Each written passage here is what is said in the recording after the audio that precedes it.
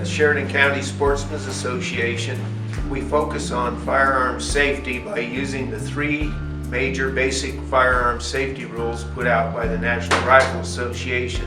Our first rule is always keep the gun pointed in a safe direction. The second rule of firearm safety is always keep your finger off the trigger until you're ready to shoot.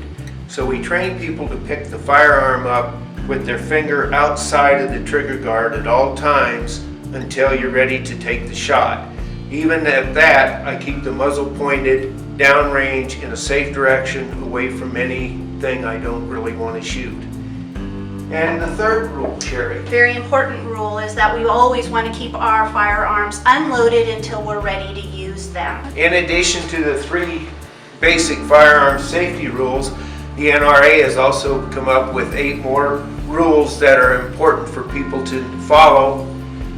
Number 1, know your target and what is beyond it, so that the bullet, you know where the bullet is going to come to rest and no one gets injured that you couldn't see behind or in front of the target. Most importantly, it is our responsibility to know how to use our guns safely. Be sure that the firearm is safe to operate.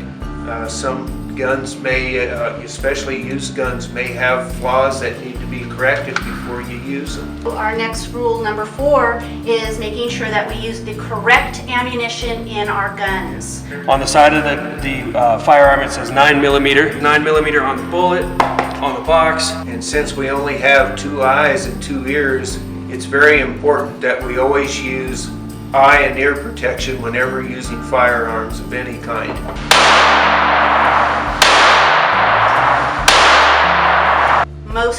This is a good one.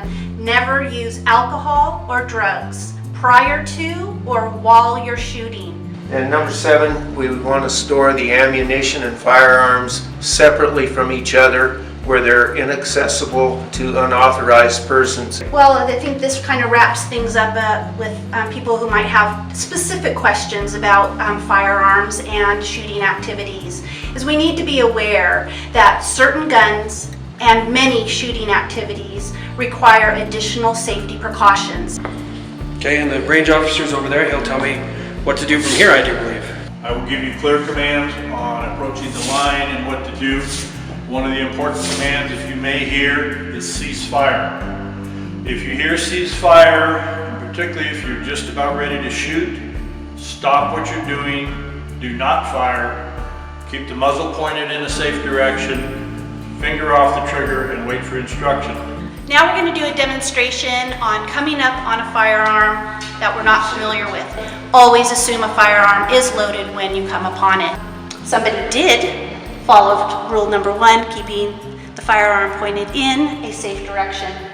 My next responsibility is rule number 2, making sure that my finger remains off the trigger at all times. My first order of business is going to be to drop the magazine. I see a button here. Sure enough, there we go. Now, we'll also want to assume that there is one in the chamber. So what we're going to have to do is open the action, remove that, move that aside, and now we want to make sure that we safety the weapon by opening the slide and keeping the action open. Now this is a perfect example of not being familiar with a handgun. I am unable to safely get that action open. Yep, so again, maintaining the rules, pointed in a safe direction, finger off the trigger. I'm gonna open it, lock it open, and set it down. Beautiful.